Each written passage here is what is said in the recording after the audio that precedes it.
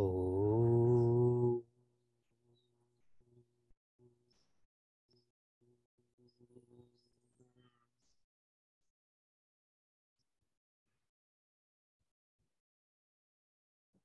Oh.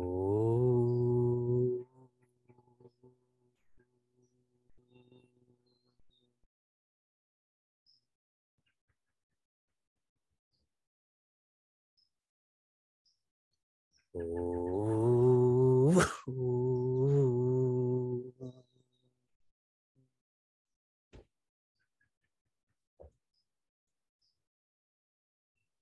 Welcome to Meaningful Mornings. This week, I'm sure all of you heard, read, in the world, more than 5 million people have died because of the coronavirus. I'm positive we all know someone personally who has died from this virus. Let us invest time right now remembering them in a celebration way, not in a dejection way. Think of someone you personally know who has been affected by this virus and celebrate them, their life.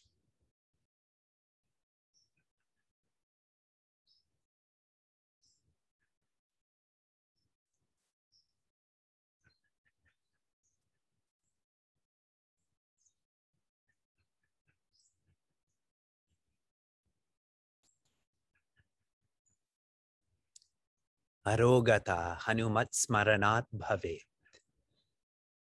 By remembering the divine, we invoke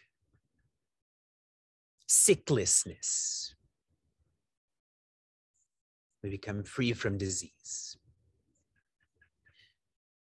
Chapter 4, verses 1 through 10, focuses on Avatara Siddhanta, an orientation towards an adapter. Nowhere else in Bhagavad Gita will there be a focus like in this chapter. Verse 11, some religions share that their members are all sinners, which is why they need that religion. In our religion, what is shared is followers are all devotees, bhaktas. If one is a devotee, devoted to what? Joy. All are devoted to joy. Some are more immature. They're searchers. A searcher is trying to find joy in the context. So their focus is on misery and prosperity. A more mature devotee is a seeker. They're seeking for joy, not in the context, but the content. They want to know joy. They want to be joy. The more pure we become in mind, intellect, and so on, the more we will evolve from being a searcher to a seeker, very much like feeling that an avatara is a protector to presence. Every day I reflect on Pujya Swami Vivekananda's message. Do not worship Sri Krishna as Sri Krishna.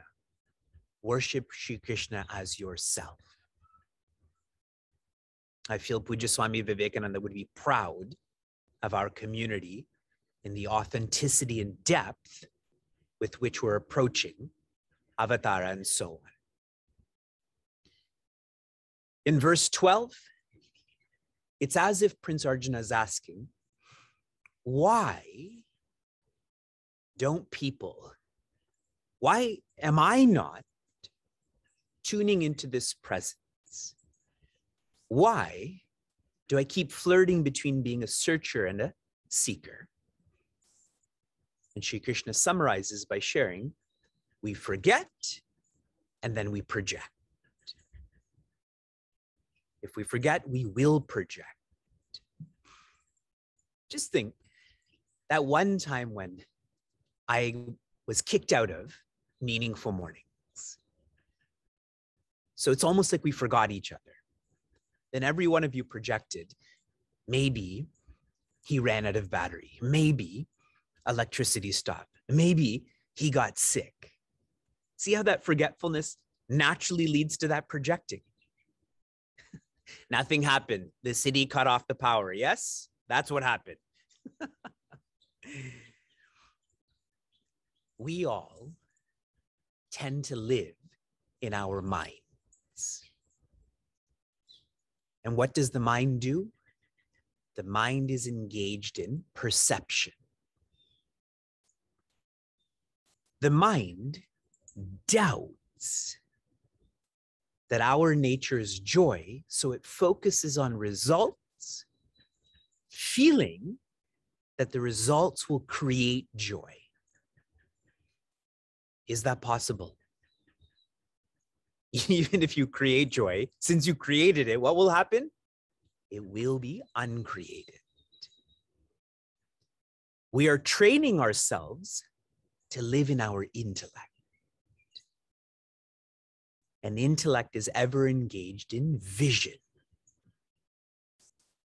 It doesn't doubt what our nature is. It helps us to decide what our nature is. When we are trained in this way, we know that results cannot create joy. Results can only create purity. Purity. When we live by vision, we do engage in actions. We do want results, but it's about purifying that mind. To live by perception requires no special effort. You do not need meaningful mornings. You do not need Bhagavad Gita to live by perception. Those who live by perception worship their senses. That is their deva, so they keep becoming their senses. Madhusudana Saraswati describes such people as sacrificial animals. If you think of some restaurants, they fatten up animals to kill them, to eat them, correct? We're doing that to ourselves. Those who are training themselves to live by vision. Think about how beautiful the system of Sanatana Dharma is. In a ritual, you don't worship your senses, you use your senses to worship an altar, an icon. See how that worship is shifted from your senses to divine senses, and you become that then. Yes? You're not a sacrificial animal, you're a sacrificer then. That would be a great quality to be associated with, that this person sacrifices so much. In the next verse, verse 13, please circle this verse. This verse is to be remembered, to be reflected upon. Sri Krishna is going through the psychology of who is a searcher, who is a seeker, why is this personality a searcher, why is this one a seeker? All of this is based on Varna. Share with me in the chat what Varna means in English. As I read to you how Pujya Swami Chinmayananda prefaces this verse. Humans who are seeking the lower or the higher ways of their spiritual strength can be divided upon the broad basis of their introvert and extrovert natures. And the extrovert humans can again be divided into 4 types on the basis of their finer distinctions of the textures of their thought and action. Nowhere does Pujya Swami Chinmayananda, nowhere does Sri Krishna share that Varna, which means color, not caste. You are all wrong who wrote caste. color is decided externally. All is decided internally. Chatur varnyam maya srishtam gunakarma vibhagashaha tasya kartaram apimam vidya kartaram avyayam. Chatur varnyam. There are 4 colors. Maya srishtam, which I, Sri Krishna, has facilitated. These colors are classified by guna karma vibhagashaha, the division of guna and karma. Let me elaborate. 3 words to be remembered: varna, guna, karma. Varna is the unconscious, which we'll describe as personality. Guna is the subconscious. This is our intention. Swami Chinmayananda uses the word thought. And karma is the conscious, that is action. Vivek's personality is better understood not by my actions, but by my intentions. Yes? If I'm intoxicated right now, I may have a huge smile on my face, but there's a lot of sadness inside, correct? That's who I am, sad, not happy. Do you all agree? Our varna expresses as guna, which expresses as karma. What are these 4? The intention of humanity can be classified into thinkers, leaders, organizers, and workers. Every one of us has a personality, a propensity that is directed towards one of these in a major sense. We're all workers, but some of us organize more, some of us lead more, some of us think more. And so naturally, in a well-working society, this will become my vocation. You think of your life and those around you. What you're doing with your life, is that helping you to evolve? For all of you, yes, that's why you're in this community. But if you were to interview 1,000 people, what they're doing with their life, their vocation, is it aligned with their personality type? Is it aligned with how they think? I know lots who hate their school, who hate their job. And because that's in place, they almost hate themselves. Second line, tasya kartaram apimam. You should know that Sri Krishna is the one who facilitated this. Vidhi akartaram avyayam, yet Sri Krishna is not the one who's interpreting this. You should know he facilitated this, but he did not and is not interpreting this. The profundity of this second line is Sri Krishna is like potential. Sri Krishna is like potential, but what is done with that potential is up to society. I'll give you a societal example first. If I get into a car accident because I'm distracted, the gasoline in my car will not be fined because of that. I will be fined, correct? The gasoline is the potential, but it's the performer who faces benefit or consequence. And I shared this because Sri Krishna's potential here, the design here, is for the efficiency of our evolution. This color system, if I'm an organizer, my profession should be towards organization. This helps me to be a better person, to engage in yoga.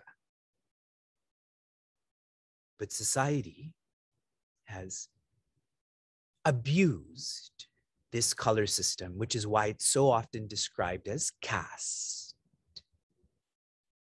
When you just think of the English word caste, and it is an English word, it is very colonial in nature.